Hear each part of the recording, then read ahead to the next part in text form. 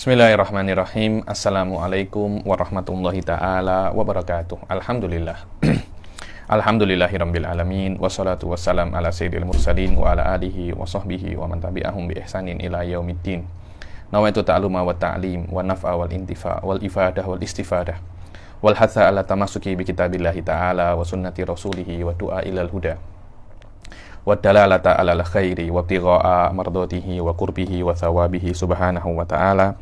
Allahumma faqqihna fid din wa alimna ta'wil. Rabbi shrah li sadri wa yassir li amri wahlul 'uqdatam min lisani yafqahu qawli waj'alni waziran min ahli. Bismillahirrahmanirrahim. Bismillahirrahmanirrahim. Alhamdulillah kita jumpa lagi di kelas ke-11 daripada kitab Jala'ul Afham ini.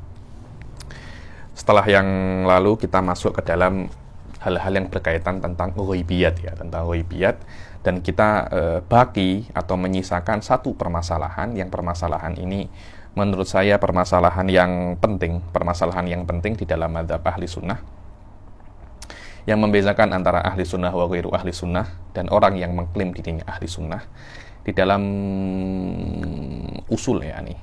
Apa itu? Yaitu masalah ru'yatullah. Masalah apa? Ru'yatullah. Ru'yatullah dengan makna adalah melihat Allah Subhanahu wa ta'ala.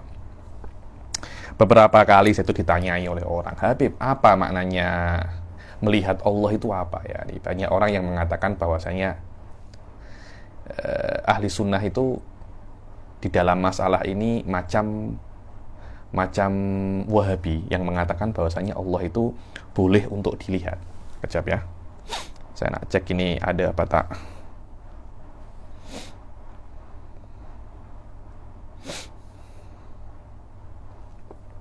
Bahwasanya Allah itu kejap. Bahwasanya Allah Subhanahu wa ta'ala itu boleh untuk dilihat. Maknanya ketika Allah itu boleh dilihat, maka akan ada unsur arah. Kenapa? Karena kita itu ketika melihat Allah, bahwasanya karena kita ketika melihat seseorang, maknanya yang kita lihat itu berada di depan kita. Tanpa orang itu berada di depan kita, maka dia tidak akan bisa kita lihat. Atau dengan ibaratnya para mutakalimin dikatakan ar-ru'yah itu tastalzimul jihah. Maknanya melihat itu otomatis akan ada arah. Ada beberapa orang yang mungkin pernah belajar mazhabnya Wahabi atau belajar kitabnya Ibn Utsaimin atau Ibn Baz atau sekelompok mereka lah yang banyak tidak memahami apa itu mazhab ahli sunnah di dalam melihat Allah Subhanahu wa ta'ala. Sebelum saya menjelaskan mazhab ahli sunnah, kita kena menjelaskan mazhab selain ahli sunnah dahulu sebagai tadarruj, sebagai step by step ya, untuk memahami dikoh dan detailnya mazhab ahli sunnah di dalam melihat Allah Subhanahu wa ta'ala. Yang pertama, mazhab Wahabi di dalam melihat Allah. Memang dari awal itu Wahabi itu meyakini pada Allah Subhanahu wa ta'ala, pada zat Allah itu, bahwasanya Allah itu adalah jisim. Allah itu adalah sesuatu sama seperti manusia di dalam mungkin bukan dari hakikatnya, akan tetapi mempunyai tempat atau mempunyai batasan tertentu dan mempunyai besar tertentu ya. Anda nak tahu pasal ini lebih detail, kitabnya Syekh Said ada namanya Al-Kashifus Saghir, tapi secara global semacam itu. Maknanya mereka mengatakan Allah itu di atas arsy, ada yang mengatakan Allah mempunyai tangan, dan semua hal-hal yang berkaitan tentang zat Allah itu bersumber bahwasanya Wahabi itu meyakini bahwasanya Allah itu mempunyai batas dan mempunyai arah. Selama Allah itu mempunyai arah dan mempunyai batas, maka otomatis Allah itu boleh ditengok. Seperti saya tengok Anda juga, saya juga boleh tengok Allah. Itu adalah mazhab Wahabi, karena memang mereka meyakini Allah mempunyai arah dan tidak ada masalah bagi mereka. Memang yang namanya melihat itu ada arah, karena memang dari awal Allah itu mempunyai arah. Di dalam masalah ini kami tak terlampau takwil atau terlampau masuk di dalam masalah lah. Masalah lebih simpel daripada apa yang kalian bayangkan, bahwasanya kita bisa melihat Allah, dan melihat itu harus atau mesti orang yang kita lihat itu di depan kita, dan harus yang kita lihat itu mempunyai batas, karena perkara yang sangat kecil tidak bisa kita lihat. Macam kita tidak bisa melihat virus corona, kita tidak bisa melihat bakteri-bakteri. Kenapa? Karena keterbatasan mata kita. Dan tidak boleh terlampau besar. Sesuatu yang terlampau besar juga tidak bisa kita lihat. Karena itu untuk melihat sesuatu itu tidak boleh terlampau besar, juga tidak boleh terlampau kecil. Wah, Allah itu seperti itu. Ya, ini pendapatnya Pendapatnya Wahabi. Simpel tapi salah. Simpel tapi salah. Pendapat yang kedua, Mu'tazilah, yang mengatakan memang melihat itu sama seperti yang dikatakan oleh Wahabi. Yang namanya melihat itu kena sesuatu itu di depannya, harus ada arah di depannya. Maknanya kalau di belakang tidak bisa Anda lihat, di samping tidak bisa Anda lihat, harus di depan. Kemudian sesuatu itu harus mempunyai batas, tidak terlampau kecil, juga tidak terlampau besar. Karena yang dilihat itu kena seperti itu, dan Allah itu tidak mempunyai arah dan tidak mempunyai bentuk ataupun apapun itu, maka Allah tidak bisa untuk dilihat. Terus bagaimana Anda, wahai Mu'tazilah, untuk memahami ayat-ayat yang menjelaskan tentang bahwasanya Allah itu bisa dilihat, dan hadis-hadis yang mengatakan bahwasanya Allah itu bisa dilihat? Bagaimana cara Anda memahaminya? Semua itu kena ditakwil. Contohnya macam mana? Wujuhu yauma idzin nadhirah ila rabbiha nadhirah. Maknanya nadhirah ini muntadhirah, maknanya menunggu. Dibilang wajah-wajah mereka pada hari itu handsome semua. Pada hari kiamat handsome semua. Kenapa? Mereka menunggu Tuhannya. Ahli sunnah ketika tengok, dan banyak ya ayat-ayat yang lain ya selain ayat yang saya katakan, yang ditakwil oleh Mu'tazilah. Begitu pula hadis-hadis yang mengisbatkan bahwasanya ru'yah itu ada, semuanya ditakwil oleh Mu'tazilah. Dan Mu'tazilah adalah musuh pertama ahli sunnah di dalam akidah. Yakni kenapa dikatakan mereka itu musuh pertama ahli sunnah di dalam masalah akidah ini? Karena mereka mempunyai kaidah-kaidah, yang mana dengan kaidah-kaidah itu mereka mentakwilkan banyak sekali hadis. Begitu pula ahli sunnah mempunyai kaidah, dengan kaidah-kaidah ini mereka memahami banyak sekali hadis. Mu'tazilah juga sama seperti itu. Akhirnya kaidah dan kaidah bertarung melawan kaidah satu sama lain. Jayid. Kita mengetahui madhab Wahabi yang mengatakan bahwasanya Allah memang bisa dilihat. Kita mengetahui madhab Mu'tazilah yang mengatakan Allah tidak bisa untuk dilihat. Karena kalau kata yang namanya dilihat itu yastalzimul jihah wal jismiyah, dan selama Tuhan itu bukan jisim dan tidak mempunyai arah, maka Allah tidak bisa untuk dilihat. Maka otomatis Mu'tazilah akan mentakwilkan semua ayat yang berkaitan tentang melihat. Terus bagaimana posisi ahli sunnah di dalam dua khilaf ini? Dari sisi Wahabi, ahli sunnah ini mengakui bahwasanya memang melihat itu dalam konteks manusia, dalam konteks makhluk, memang akan ada unsur arah dan jismiyah. Jayyid jiddan. Dari sini ahli sunnah insaf, mereka mengakui adanya istilzam seperti itu. Kemudian mereka ketika ingin menafikan ru'yah, mereka terbentur dengan ayat-ayat dan hadis-hadis yang jelas mengatakan bahwasanya ada yang namanya ru'yatullah, ada yang namanya apa? Ada yang namanya ru'yatullah, yang mana ketika ayat lain mengatakan bahwasanya lilladzina ahsanul husna wa ziyadah, bagi orang-orang yang berbuat baik di dunia itu al-husna, surga, dan lebih daripada surga. Apa itu? Melihat Allah. Maknanya melihat Allah itu adalah perkara yang nikmat, perkara yang nikmat. Akhirnya disinilah tampak bagaimana kejeniusan ahli sunnah untuk deal dengan masalah ru'yah ini. Mereka menyelam lebih dalam dengan makna ru'yah. Akhirnya mereka mengembalikan makna melihat itu di dalam konteks ilmu. Di dalam konteks ilmu. Dahada Syekh muhtamal jiddan ya nih. Bagaimana Suf tengok ya? Ketika saya ini mendengar tentang KLCC, saya mengetahui tentang KLCC atau balas KLCC. Saya mengetahui tentang Ka'bah. Saya mengetahui tentang Ka'bah. Ada orang cita pasal Ka'bah. Ka'bah itu bentuknya kotak, dia banyak yang bertawaf di situ.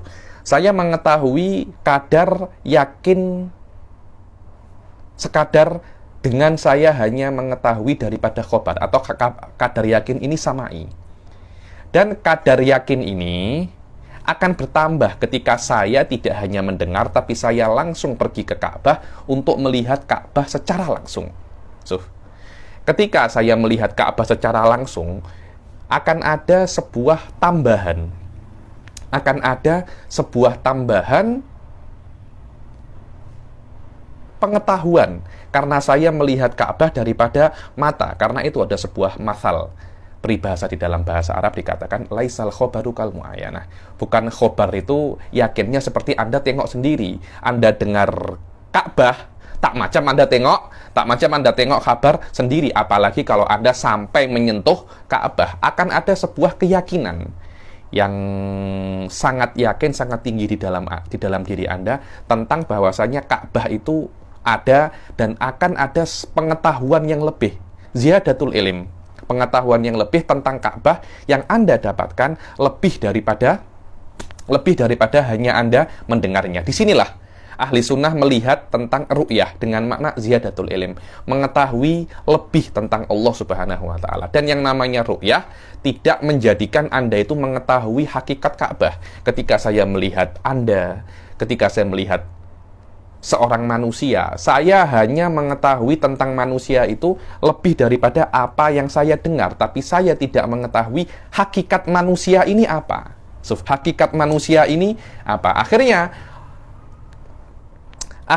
ahli sunnah itu menafikan makna jihawiyah di dalam ru'yah dan mengisbatkan makna ziyadatul ilm di dalam makna ru'yah. Dan itulah hakikat makna ru'yah yang mana di dalam dunia ini Allah itu menambahkan ilmu kepada Anda dengan cara Anda melihat. Kalau Allah nak, Allah bisa untuk menambahkan ilmu itu yang Anda tengok dengan melihat dengan cara selain melihat. Karena ketika Anda membuka mata Anda bisa melihat gambar. Itu adalah semacam yang ada di dalam dunia ini, yang mana Allah Subhanahu wa Ta'ala bisa untuk mentransfer gambar itu walaupun Anda menutup mata. Dan misal yang paling jelas di dalam masalah ini adalah ketika Anda itu bermimpi. Ketika Anda bermimpi, Anda menutup mata Anda, tapi ada gambar-gambar yang ada di dalam otak Anda. Maknanya masuknya gambar melewati mata itu hanya sebuah adatullah fid dunya. Dan untuk apa adanya gambar-gambar itu? Untuk menambah pengetahuan. Untuk menambah pengetahuan tentang apa yang Anda ketahui dengan cara melihatnya. Karena itulah masal Arab mengatakan laisal khobaru kal mu'ayanah. Dengan ini kita mengetahui bahwasanya makna ru'yah yang ada pada Allah Subhanahu yang ada pada hamba bagi Allah Subhanahu wa Ta'ala dengan makna hamba itu melihat Allah adalah dengan makna bahwasanya hamba tersebut akan mempunyai pengetahuan yang lebih tentang Allah Subhanahu wa Ta'ala yang tidak dia ketahui di dunia. Oke, Habib, apa hubungannya mengetahui Allah lebih daripada di dunia dengan bahwasanya ru'yatullah itu adalah nikmat yang ada di surga? Bahkan ru'yatullah itu nikmat yang paling dahsyat yang ada di surga. Loh, itu hubungannya menurut saya hubungannya sangat erat sekali, Sof. Minum kopi dahulu biar tak salah paham. Imam Fakhruddin Ar-Razi dan katsir minal mutakallimin, Anda boleh tengok di kitab-kitabnya Luqatatul Ajlan. Insyaallah saya ada keinginan untuk buat daurah Luqatatul Ajlan. Dulu saya baca kitab itu dengan guru saya Syekh Abdul Rahman Idrisi. Saya menghatamkan Syamsiyah dengan beliau juga. Di dalam kitab itu dikatakan bahwasanya semua yang ada di dunia ini yang Anda kira itu adalah nikmat, hakikatnya itu bukan nikmat, tapi hilangnya rasa sakit. Contohnya apa? Kenyang. Kenyang itu bukan sebuah nikmat, bukan ada amrun wujudi, perkara yang wujud namanya kenyang, tidak ada itu. Itu adalah hilangnya rasa lapar. Kesehatan itu juga bukan perkara yang wujudi, akan tetapi itu adalah hilangnya rasa sakit. Semua hal-hal yang Anda kira itu adalah nikmat, hakikatnya itu adalah hilangnya sebuah kesakitan. Kecuali satu. Apa itu? Ilm. Kecuali Anda bertambah pandai. Bertambah pandai itu karena ilmu adalah perkara yang wujudi. Ketika Anda bertambah ilmu, maknanya di situ adalah ada nikmat hakiki. Selain nikmat ilmu, semuanya itu adalah zawalul alam. Adalah zawalul alam. Dibilang bertemu dengan pasangan yang lama. Orang pisah dengan istri, kemudian bertemu dengan istrinya. Dia senang. Kesenangan itu bukan perkara yang wujudi, bukan perkara yang ada, tapi dia adalah hilangnya rasa rindu. Senang adalah hilangnya rasa sedih. Wahakadha. Di dalam dunia ini semuanya adalah zawalul alam. Kecuali satu, bertambah pandai. Bertambah pandai itu adalah perkara yang wujudi yang diberikan oleh Allah. Karena itu, nikmat yang paling best di dunia, bukan Anda itu kaya, bukan Anda itu kenyang, bukan Anda itu tidur setelah penat, tapi Anda mendapatkan ilmu setelah Anda itu bodoh. Ketika Anda itu bodoh, Anda tidak mempunyai ilmu, kemudian Anda memahami ilmu itu. Karena itu kan di dalam Kharidah Bahiyah, fafham muneh ta'ladzatal ifhami.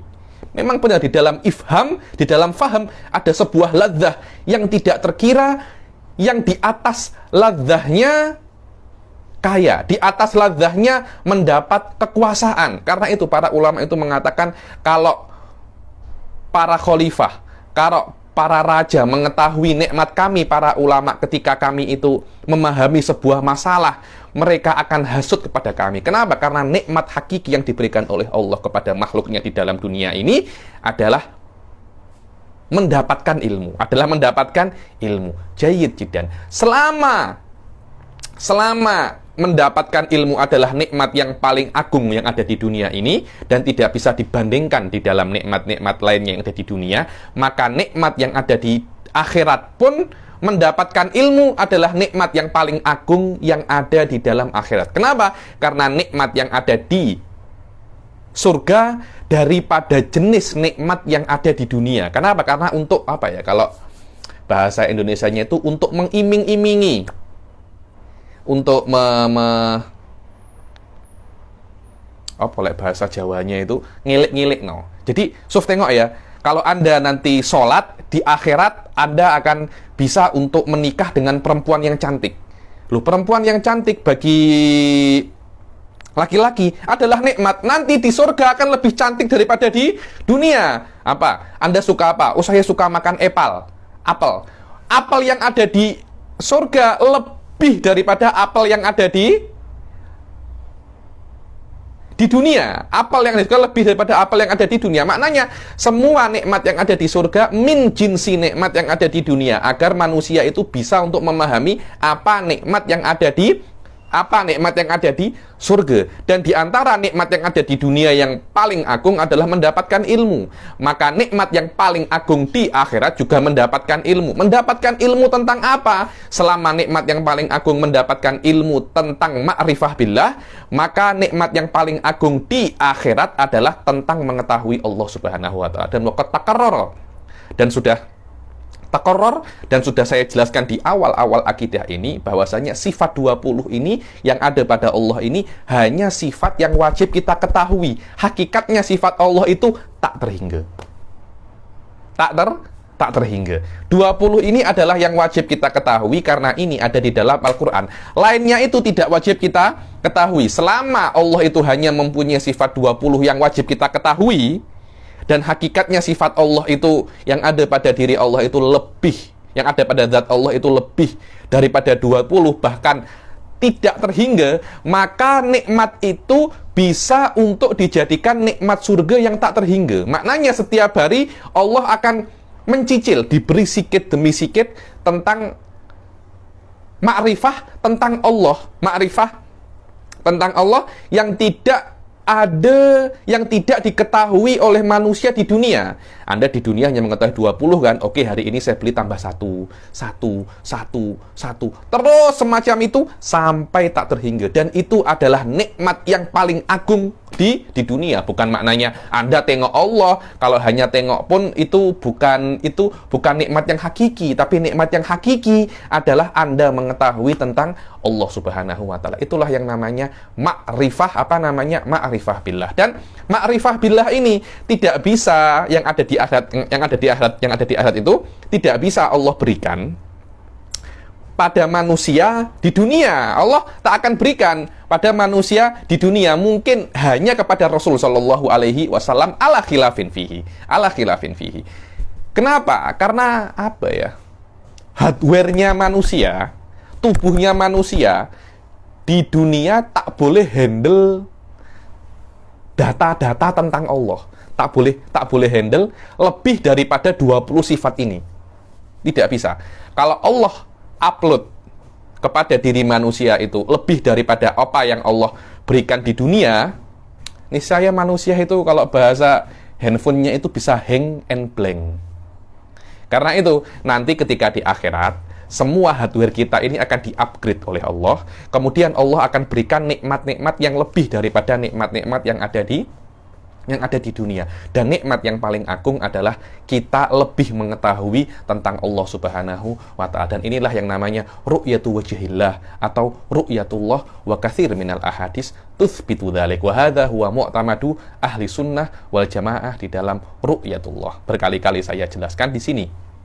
Disinilah perbezaan antara ahli sunnah dan mu'tazilah, dan perbezaan antara ahli sunnah dan wahabiyah di dalam memahami bagaimana ru'yatullah. Dan Anda di sini Anda bisa mengetahui bahwasanya bagaimana kejeniusan ahli sunnah di dalam menghandle banyak sekali hadis-hadis, ayat-ayat. Karena mereka tidak bisa untuk mentakwil ayat-ayat yang sharih, mentakwil hadis-hadis yang sharih pasal ru'yatullah ini. Dan banyak sekali orang-orang yang mengklaim dirinya itu ahli sunnah punya problem di sini. Kalau tak silap ada beberapa orang dari Jordan yang dikritik oleh Syekh Said Khoda mengingkari ru'yatullah. Begitu pula banyak ada orang-orang itu mengingkari ru'yatullah. Kenapa? Karena memang mereka itu tak faham apa hakikat daripada ru'ya. Ada orang itu mengatakan bahwasanya ru'yatullah itu adalah macam saya melihat anta, begitu pula saya melihat Allah. Bagaimana bila kaif? Bukan seperti itu. Kalau saya melihat anta, kalau saya melihat Allah sama seperti saya melihat anta, dengan maknanya dengan alat ini, dengan mata dan dengan jihawiyah, itu tak ada bezanya dengan Wahabi. Kenapa? Karena ada semacam luzumul jihah wal jisim. Akan tetapi kalau Anda nak buat madhabut tafwid, itu tak seperti itu. Dibilang ada yang namanya ru'yah, dan ru'yah itu adalah fi'lun. Dia bukan sifat ya.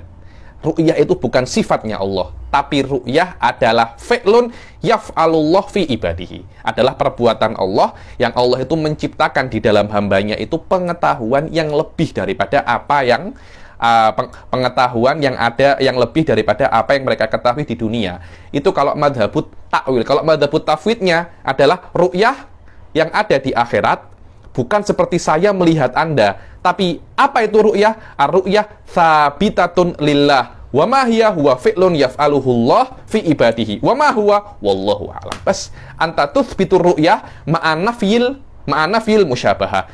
Adapun takwil anta tuthbitur ru'yah, kemudian Anda menjelaskan apa itu hakikat daripada ru'yah, kemudian kaifnya macam mana, ya wallahu a'lam, kita tidak tahu bagaimana kaifnya. Wallahu a'lam. Ini adalah mazhab ahli sunnah tentang ru'yah, atau yang lebih dikenal dengan nama bahwasanya ru'yah itu adalah apa? Ziyadatul ilm billah subhanahu wa ta'ala. Dan ini memang tak disebutkan di sini ya kan, tetapi saya jelaskan sedikit mendetail. Dan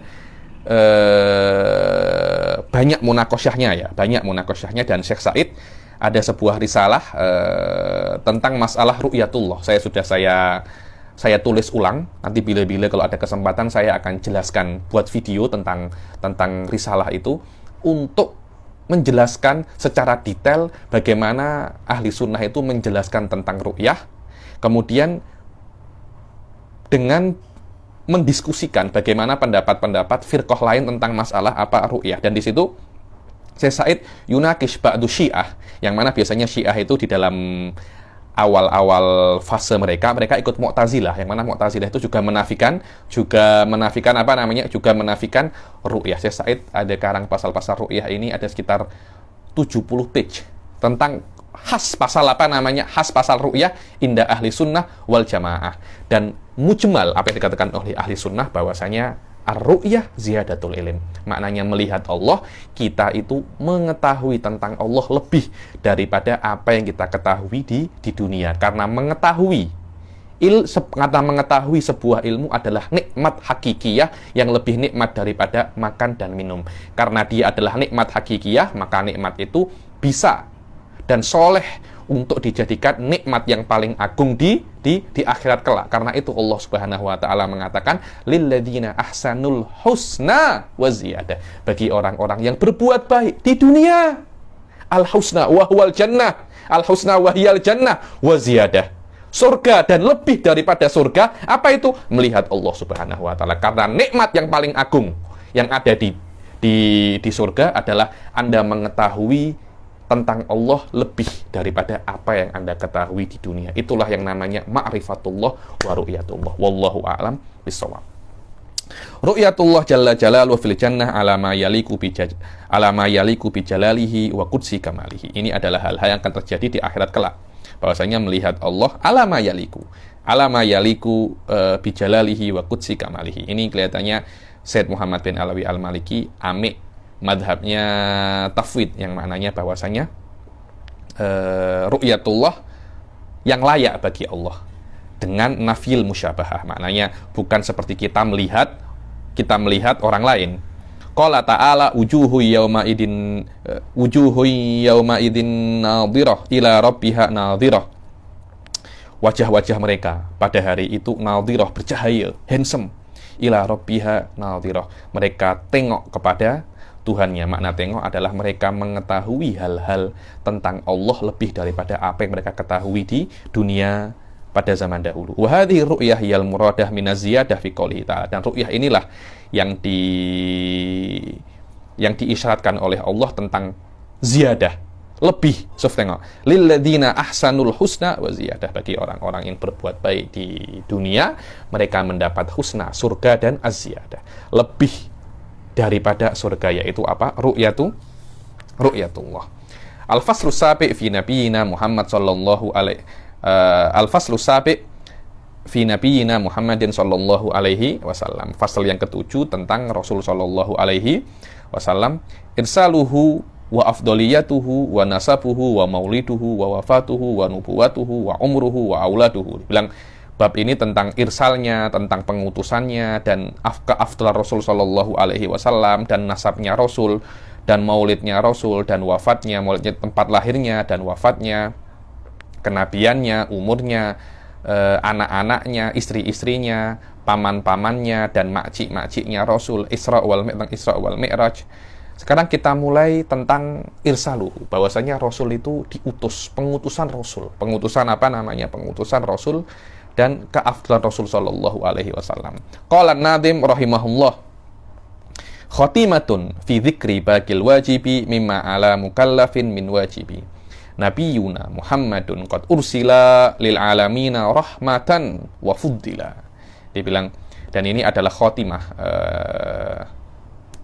akhir daripada, penutup daripada menyebutkan baki daripada hal-hal yang wajib diyakini oleh apa? Oleh mukallaf. Apa itu? Nabiyuna Muhammadun qad ursila lil alamina rahmatan wa fuddila. Bahwasanya Rasul sallallahu alaihi wasallam itu diutus bagi al-alamin, segala makhluk. Bahkan bukan hanya manusia dan jin, bahkan diutus kepada malaikat sebagai tasyrif. Kenapa tasyrif? Karena walaupun malaikat itu tidak ditaklif oleh Allah, tidak disuruh sholat atau tidak disuruh apa, karena mereka itu tidak ada syahwat. mereka mempunyai tabiat hanya menuruti Allah Subhanahu wa taala. Jadi menuruti Allah tidak mempunyai keberatan bagi malaikat, berbeza dengan manusia, yakni berbeza dengan manusia yang mana manusia itu ketika disuruh untuk taat kepada Allah ada semacam memberontak kepada Allah, tapi Allah mengetahui itu dan Allah mengatakan kepada manusia, Anda kena melawan hawa nafsu Anda, karena itu ada unsur taklif di situ. Dan Allah menyuruh dan Allah mengutus Rasul kepada makhluknya manusia dan jin itu untuk taklif, yakni untuk menyuruh mereka untuk beribadah dan mentaati perintahnya. Tapi mengutus kepada malaikat bukan taklif tapi tasyrif, kemuliaan. Apa kemuliaan? Bahwasanya malaikat itu menjadi mulia karena mereka itu termasuk di dalam umatnya Rasul sallallahu alaihi wasallam. Karena ketika mereka itu ana min ummatir Rasul sallallahu alaihi wasallam, itu menambah kemuliaan mereka di atas kemuliaan mereka sebagai malaikat. Al-mufradat lil alamin ismu jam'in di alam. Dibilang al-alamin itu adalah sebuah ismu jam' daripada alam. Apa makna alam itu? Makna alam adalah ismun lima siwallahi minal mawjudat fayashmalul malaikah wal insis wal jin wal jamadat. Dibilang yang namanya alamin itu adalah nama bagi selain Allah. Karena ada dua di dunia ini, Allah dan selain Allah. Ini adalah mazhab ahli sunnah ya. Berbeza dengan mazhabnya Wahdatul Wujud yang mengatakan di dunia ini hanya Allah saja, hanya al-wujudul mutlak. Ahli sunnah wal jamaah tidak, di dunia ini ada dua hal. Allah dan selain Allah, atau al-khaliq wal makhluk. Al-khaliq wal makhluk. Jayyid jiddan. Maka yang namanya selain Allah itu mencakup banyak hal. Malaikat selain Allah, jin juga bukan Allah, manusia juga bukan Allah, jamadat benda-benda mati macam planet, dinding, tanah, semuanya itu juga selain Allah. Maknanya Rasulullah Shallallahu Alaihi Wasallam itu diutus ke segala hal selain Allah, hatal jamadat. Wallahu a'lam, mungkin diutusnya Rasul ke jamadat ini bukan taklif tapi hanya tasyrif. Hanya tasyrif, dan banyak sekali riwayat-riwayat yang mengatakan ada pokok kurma yang menangis ditinggal Rasul karena sudah ada mimbarnya. Kenapa? Karena pokok-pokok itu merasa mereka itu terhormat karena mereka pernah ditengok oleh Rasul, pernah dipakai oleh Rasul, pernah disandar oleh Rasul Shallallahu Alaihi Wasallam.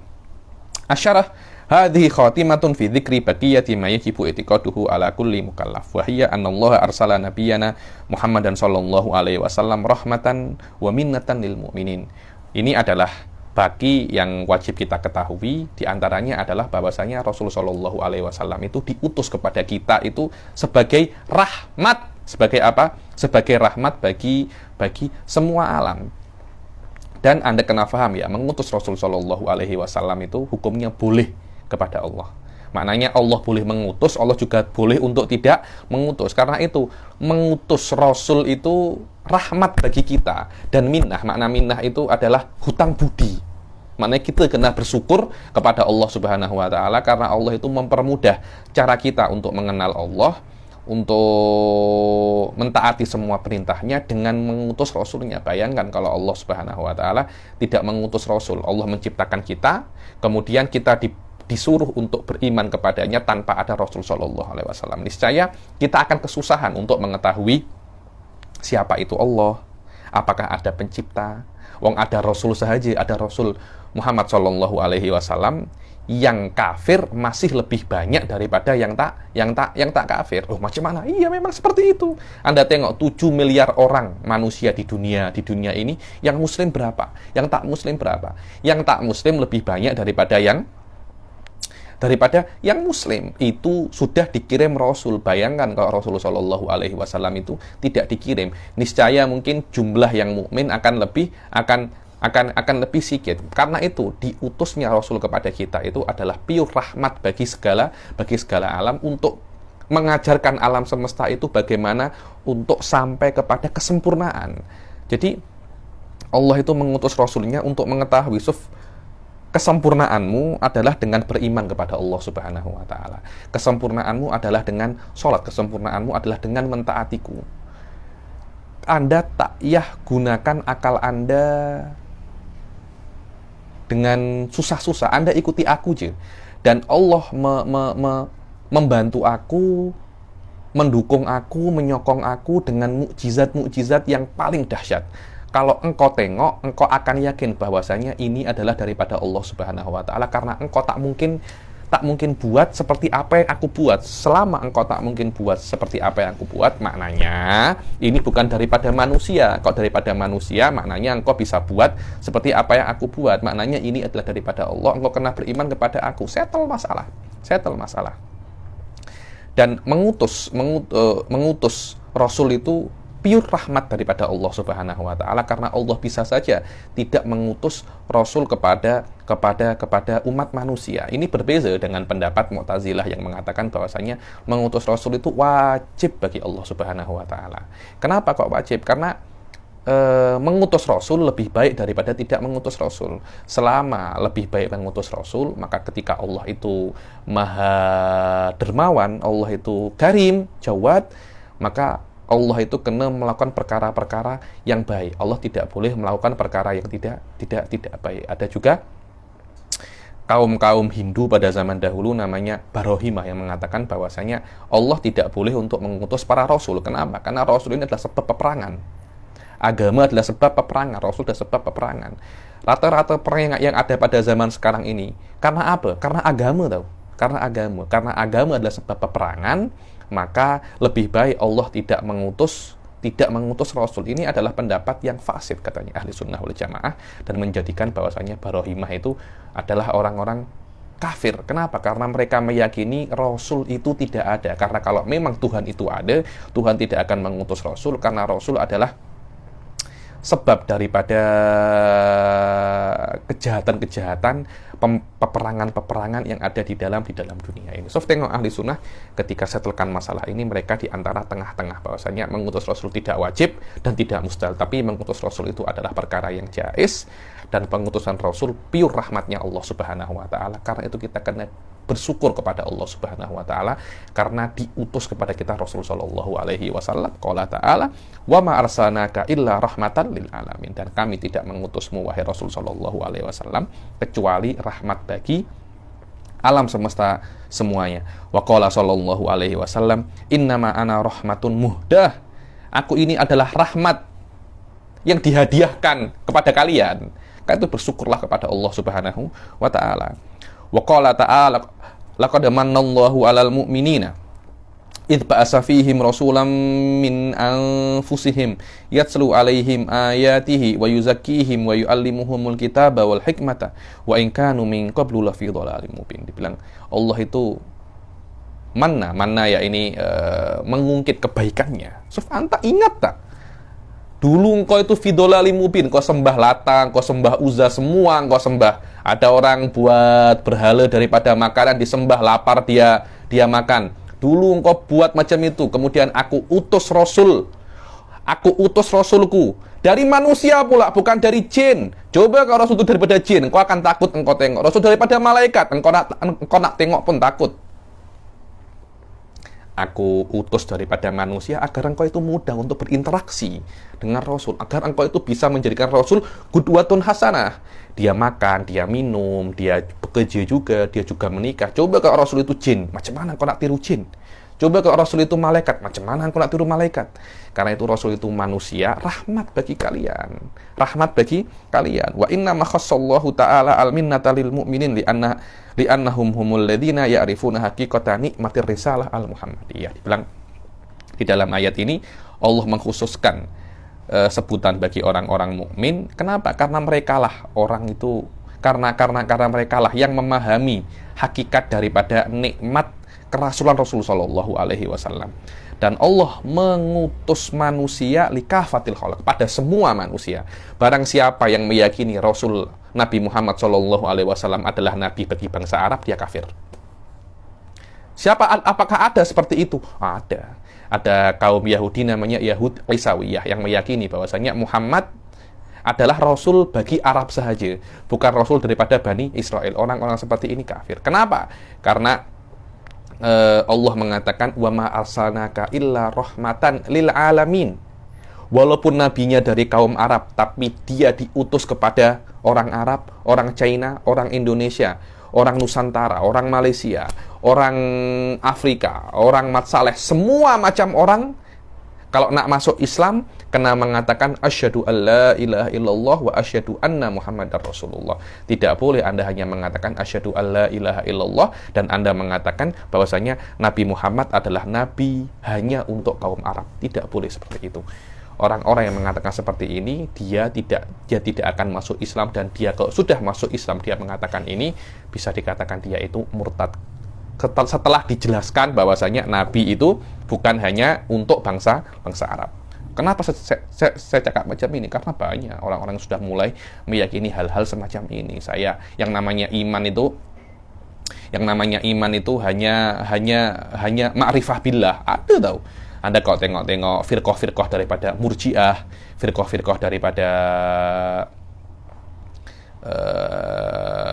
beberapa firqah, terutama banyak daripada Murji'ah, Asy'ariyah, banyak sekali, Al-Ghailaniyah mengatakan itu bahwasanya yang namanya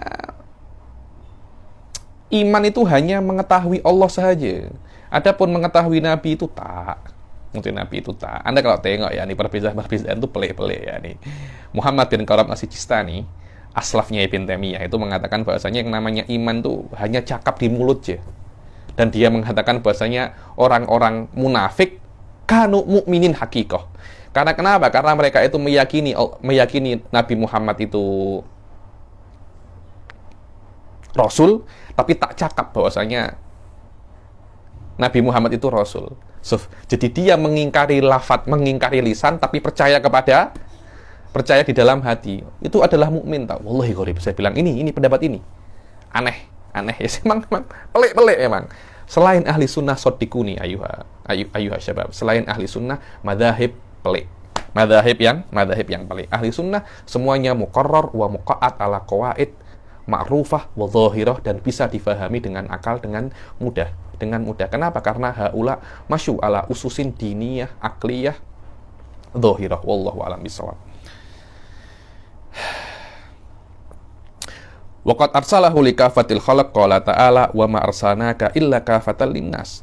Aku tidak mengutusmu kecuali untuk semua manusia. Wa qala ta'ala qul ya ayyuhan nasu inni rasulullahi ilaikum jami'a. Semua ini adalah dalil-dalil bahwasanya Rasul ini, Nabi Muhammad ini bukan hanya untuk bangsa Arab, untuk semua.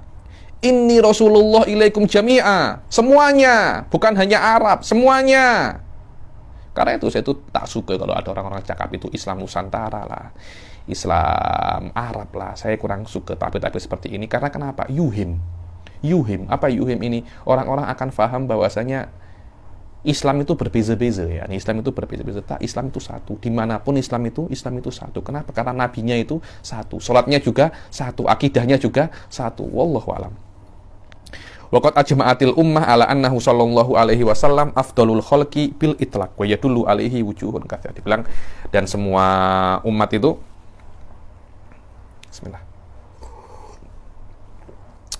Dan semua umat itu sepakat bahwasanya Rasul sallallahu alaihi wasallam itu adalah makhluk yang paling afdal. Makhluk yang paling afdal. Khalq. Jadi jangan sekali-kali Anda itu mengatakan bahwasanya Nabi Muhammad ini qadim.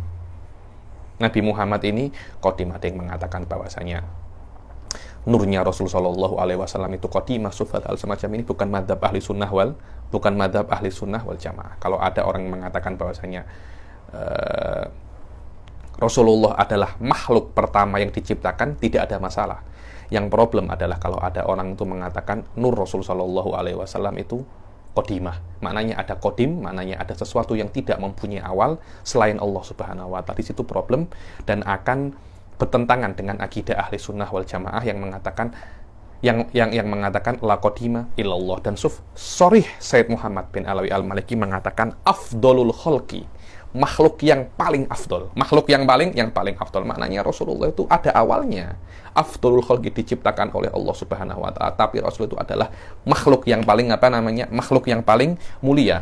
Dan yang menunjukkan dalil-dalil yang menunjukkan bahwasanya Rasul adalah makhluk yang paling mulia, beberapa dalil. Yang pertama adalah Apakah ada orang-orang yang mengatakan Rasul itu tidak yang paling mulia? Ada. Zamakhsyari daripada Mu'tazilah mengatakan bahwasanya malaikat Jibril lebih afdol daripada Nabi Shallallahu Alaihi Wasallam. Itu dikritik, dibilang, engkau ini pelik lah katanya, engkau ini pelik, engkau ini Mu'tazilah. Mu'tazilah pun cakap bahwasanya Rasul itu yang paling afdol, melebihi siapapun, melebihi apa? Melebihi siapapun. Tak ada, yakni semua makhluk digabungkan semua dengan Rasul masih afdol Rasul Shallallahu Alaihi Wasallam.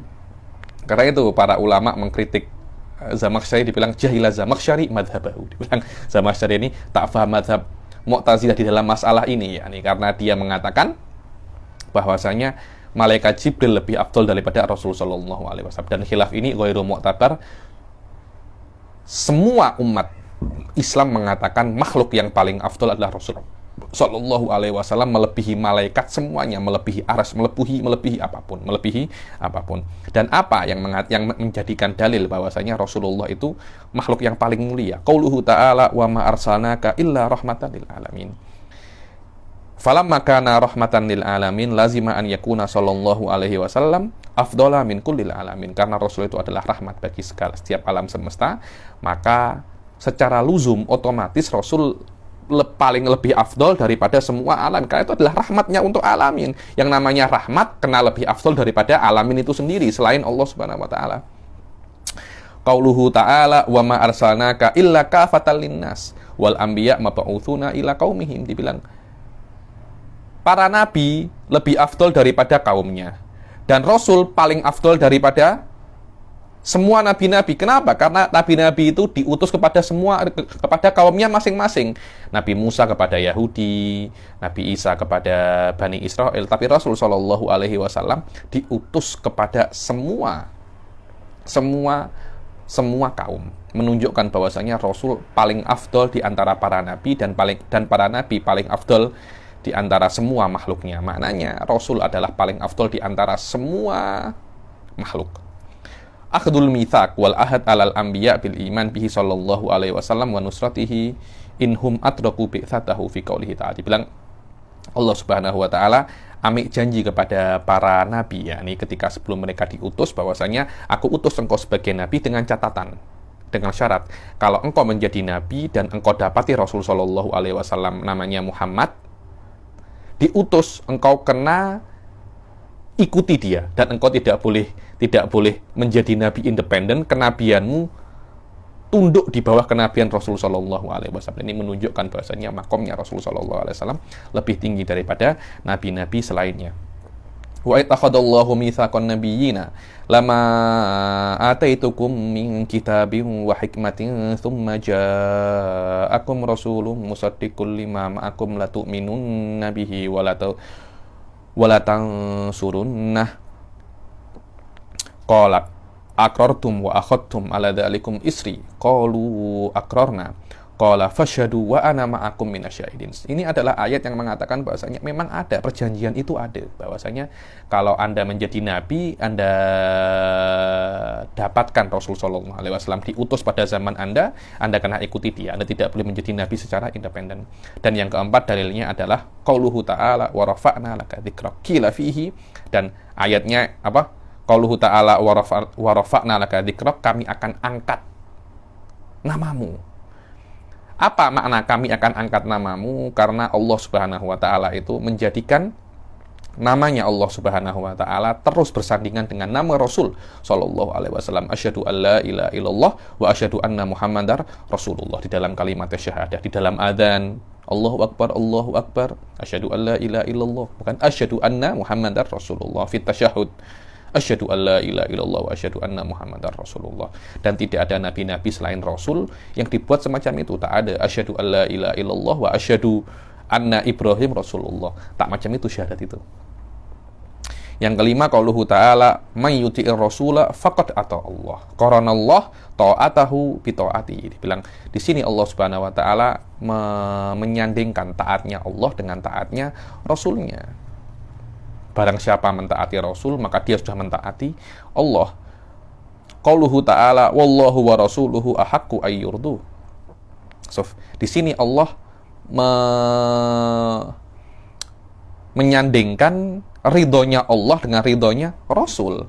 Dan yang ketujuh, qauluhu ta'ala, ya ayyuhalladzina amanu stajibu lillahi walir rasul. Dibilang di dalam ayat ini Allah itu menyandingkan, menjawab panggilan Allah sama dengan menjawab panggilan Rasul sallallahu alaihi wasallam. Dan agama yang dibawa oleh Rasul sallallahu alaihi wasallam adalah agama yang paling afdol di antara semua agama. Maka menjadikan orang yang membawa agama itu adalah orang yang paling afdol daripada nabi-nabi yang lain. Dan umatnya Rasul sallallahu alaihi wasallam itu umat yang paling afdol karena mengikuti Rasul yang paling afdol. Qala ta'ala kuntum khaira ummatin ukhrijat linnas. Tidak mungkin umat Islam menjadi umat yang paling afdol kecuali nabinya juga nabi paling afdol. Umatnya paling afdol, nabinya tak paling afdol. Itu secara adatan tak mungkin, macam ada yang tak sinkronis macam itu. Karena umatnya umat yang paling afdol, maka nabinya pun juga nabi yang paling afdol. Yang ke-10 adalah annahu sallallahu alaihi wasallam khatamur rusul fayajibu an yakuna afdol. Dibilang karena Rasul sallallahu alaihi wasallam itu adalah penutup daripada para nabi, dan selama penutup dari para nabi, maka adalah nabi yang paling afdol. Kenapa? Karena Allah mengatakan wa khitamuhu misik.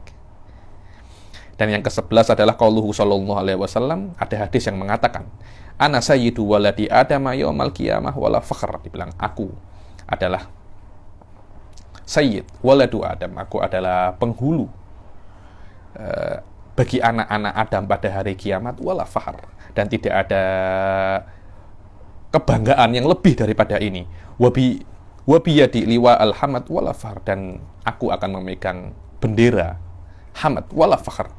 Wa ma min nabiyyin yauma idzin adam faman siwahu illa tahta liwa'i. Semua nabi dari Nabi Adam dan di bawah Nabi Adam semuanya itu di bawah benderaku. Wa ana awwalu syafi'in wa musyaffa'in wala fakhr. Akulah yang akan pertama yang memberi syafaat dan yang disyafaati, dan tidak ada kebanggaan yang lebih daripada ini, yakni.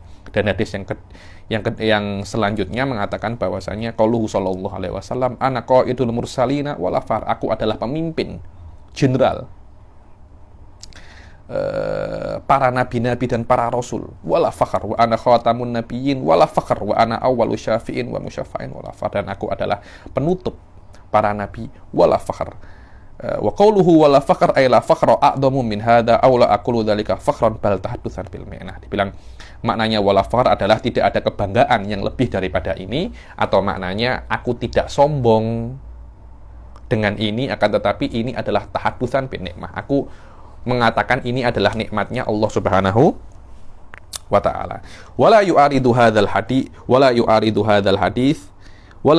hadzal haditsa qauluhu sallallahu alaihi wasallam ma yanbaghi li abdin an yaqula inni khairun min Yunus ibn Matta wa nasabahu ila Nabi. Dibilang hadis-hadis ini yang mengatakan wala fakhr tidak bertentangan dengan hadis lain yang mengatakan tidak selayaknya bagi seorang hamba itu lebih mengutamakanku, lebih mengafdolkanku daripada Nabi Yunus ibn Matta. Tidak seyogianya. So, hadis ini menunjukkan bahwasanya Rasul sallallahu alaihi wasallam satu derajat dengan Nabi Yunus. Tapi hadis yang sebelumnya mengatakan bahwasanya Rasul derajatnya di atas nabi-nabi yang lain. Terus bagaimana cara kita untuk taufik di antara dua hadis ini? Dibilang fat ta'wil li hadzal hadis min wujuh. Ada beberapa takwil tentang masalah hadis la tufaddiluni ala Yunus ibn Matta, atau ma yanbaghi li abdin an yaqula inni khairun min Yunus ibn Matta. Ada beberapa cara untuk mentakwil hadis ini. Yang pertama adalah Rasul cakap ini tawadhu saja, tawadhu. Tapi hakikatnya memang Rasul lebih afdol daripada Nabi Yunus. Tapi Rasul cakap masalah ini hanya sebagai apa? Tawadu'an minhu. Dan yang kedua adalah li alla ya'taqidan nasu tanqisa Yunusa alaihi salam. Dibilang agar para umat itu tidak meyakini bahwasanya Nabi Yunus itu kurang. Karena kalau Anda itu meremehkan Nabi, itu berbahaya. Meremehkan Nabi Yunus, nabi-nabi yang lain, Anda bisa kafir tahu. Kenapa? Ada semacam tangkis. Anda meremehkan orang-orang yang dipuji oleh Allah Subhanahu wa ta'ala. Yang ketiga, li'alla ya'taqidan nasu at-tafadula bainal anbiya fi aslin nubuwah wa risalah. agar orang-orang itu tidak meyakini bahwasanya yang namanya kenabian itu berbeza-beza. Ya, nabi itu satu, risalah juga satu, dia adalah derajat basit, yakni tidak ada nabi kenabian yang lebih afdal daripada kenabian, tidak ada manusia yang lebih afdal daripada manusia. Terus keafdalan itu daripada amal, daripada hal-hal yang awarid selain daripada an-nubuwah war risalah, atau bahwasanya bukan nubuah war risalahnya, memang nubuah war risalahnya itu ba'duha afdal min ba'd. Ada kenabian yang standar, ada yang tingkat tinggi. Yang sama itu apanya? Yang sama itu adalah ajarannya. Maknanya setiap nabi akan diutus dengan perkara yang sama, yaitu disuruh untuk mentauhidkan Allah Subhanahu wa taala. Dan yang keempat adalah yaqulu dzalika qabla an ya'rifa man huwa afdal. Bahwasanya Rasul sallallahu alaihi wasallam itu mengatakan hal seperti ini sebelum Rasul sallallahu alaihi wasallam itu mengetahui bahwasanya dia lebih afdal daripada Nabi Yunus alaihissalam. Setelah Nabi Muhammad mengetahui bahwasanya beliau mengetahui Nabi Yunus mengetahui bahwasanya beliau itu lebih afdal daripada Nabi Yunus, beliau mengatakan ana sayyidu waladi adam wala fakhr. Jadi maknanya hadis ana sayyidu waladi adam wala fakhr mutaakhir an hadis la bagi li abdin an yaqula ana khairu min Yunus ibn Matta. Oke, kita baca nasabu sallallahu alaihi wasallam wa murti'atuhu. Bismillahirrahmanirrahim. Nasabu sallallahu alaihi wasallam wa murti'atuhu qala Nadhim rahimahullah. Abuhu Abdullahi Abdul Muttalib wa Hashimun Abdu Manafin yantasib wa ummuhu Aminatus Zuhriyah murdi'atuhu Halimatus Sa'diyah. Kalau tak silap mushaf yang saya hafal itu wa ummuhu Aminatus Zuhriyah ardo'athu Halimatus Sa'diyah, bukan murdi'atuhu macam tak kena. Ardo'athu sahih, kalau ardo'athu kena. Ardo'athu Halimatus Sa'diyah. Namanya ayahnya adalah Abdullah bin Abdul Muttalib wa Hashimun, sampai yantasib ke Abdi Manaf. Ibunya Rasul sallallahu alaihi wasallam adalah Siti Aminah Az-Zuhriyah, dan yang menyusui Rasul Halimah daripada Bani Sa'ad. Asyarah yajibu ala kulli mukallafin an ya'rifa nasabu sallallahu alaihi wasallam min jihati abihi wa min jihati ummihi. Wajib bagi setiap mukallaf itu untuk mengetahui nasabnya Rasul sallallahu alaihi wasallam dari segi ayahnya dan segi ibunya. Jangan hanya mengetahui nasabnya Messi saja, atau Ronaldinho saja, atau orang lagi sekarang sedang anime ini. Oh, saya mengetahui nasabnya Naruto, saya mengetahui nasabnya Luffy. Tak pantas lah macam itu. Anda kena mengetahui nasab Rasul sallallahu alaihi wasallam. Fa amma nasabuhu min jihati abihi fa huwa sayyiduna Muhammadun sallallahu alaihi wasallam bin Abdillah ini nasabnya ya, bin Abdul Muttalib bin Hashim bin Abdi Manaf bin Qusay bin Kilab bin Murrah bin Ka'ab bin Lu'ay bin Ghalib bin Fihr bin Malik bin Nadr bin Kinanah bin Khuzaimah bin Mutikah bin Ilyas bin Mudar bin Nizar bin Ma'ad bin Adnan. Lah, ini adalah yang muttafaq alaihi. Setelah ini kadzaban nasabun, yakni ghairu sahih, ada potensi para nasab itu tak tahu nasabnya Rasul SAW setelah bin Adnan. Kalau Anda nak tengok nasabnya Rasul sampai Nabi Adam, disebutkan di awal-awal Tahdzib Sirah Ibn Hisham, disebutkan sampai Nabi Adam alaihi salam. Tapi setelah Adnan, tak yakin. Sampai Adnan ini Rasul SAW cakap sendiri, yakni wa qarahal Imam Malik wa karihal Imam Malik raf'an nasabi ila Adam, di Adam itu putih dibilang, dan Imam Malik itu tak suka untuk terus cakap sampai bin Adnan bin Fulan bin sampai bin Adam alaihi salam. Kenapa? Karena itu ghairu sabit. Wa an Ibni Abbas radhiyallahu anhuma anna Nabi sallallahu alaihi wasallam lamma balagha nasabuhul karim ila Adnan qala kadziban nasabun. Dibilang ketika Rasul sebutkan nasabnya sampai Adnan, beliau mengatakan kadziban nasabun. Dari sini orang-orang ahli nasab itu sudah dusta semua, karena tak ada yang tahu setelah bin Adnan. Wa amma nasabu sallallahu alaihi wasallam min jihati ummihi fa huwa sayyiduna Muhammad sallallahu alaihi wasallam ibnu Aminata binti Wahbin bin Abdi Manafin bin Zuhrata bin Kilabin fatajtami'u ma'ahu fi jaddihi Kilab. Jadi emaknya dan ibunya Rasul dan ayahnya itu bertemu di atuknya yang kelima, yaitu bin Kilab.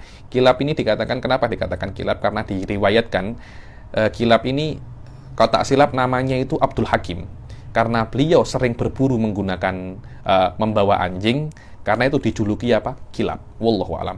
Wa amma murdiatuhu, adapun ibu susu Rasul sallallahu alaihi wasallam namanya Halimah binti Abi Du'aib bin Bani Sa'ad bin Bakr, ya, ini terkenal Qaryah Sa'diyah ini,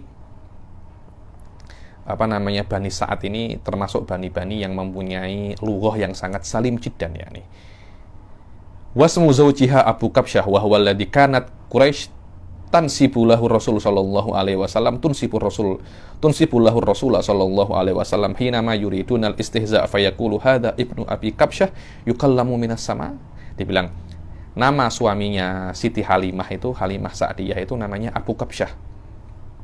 Dan Abu Kabsyah inilah yang oleh para Quraisy ini macam di mocking ketika Rasul itu mengaku nabi, bahwasanya yang dapat wahyu dari langit itu anaknya Abi Kabsyah. Apa? Macam itu. Jadi tak dinisbatkan kepada ayah aslinya, tapi ayah sepersusuannya. Jadi ketika orang-orang Quraisy nak mocking, dinisbatkan kepada Abu Kabsyah ini. Wadarrotil barokat, yakni ketika Siti Halimah itu amik Rasul sallallahu alaihi wasallam, Allah menurunkan berkahnya di dalam desa itu. Dia bilang Rasulullah itu ada sekitar berapa namanya 4 tahun ada di dalam desa Bani Sa'ad itu, Sa'ad bin Bakar itu. Hal-hal yang tak masuk akal terjadi. Kambing-kambing gemuk, hijau, terus apa namanya, air-air itu banyak. Mereka tidak pernah kekurangan sama sekali. Tidak pernah kekurangan sama sekali. Para ulama, para orang-orang itu bingung. Orang-orang itu, macam mana bisa yang seharusnya mungkin tamer itu 1 tahun 1 kali berbuah, ketika ada Rasul masih baby di situ 2 tahun sekali, dua kali setahun tamer itu. Maknanya hal-hal yang tak masuk akal terjadi di dalam Bani Bakar, di dalam apa namanya kabilah Bani Bakar ini. Kenapa? Karena adanya Rasul sallallahu alaihi wasallam. Orang-orang mukmin seperti kita akan cakap itu biasa. Memang karena mereka mengasuh Rasul sallallahu alaihi wasallam, Allah asuh mereka dengan riayah khassah, semuanya macam di full jamuan Allah Subhanahu wa taala, mulai daripada hari pertama mereka amik Rasul dan sampai Rasul sallallahu alaihi wasallam itu kembali ke pangkuan keluarganya lagi.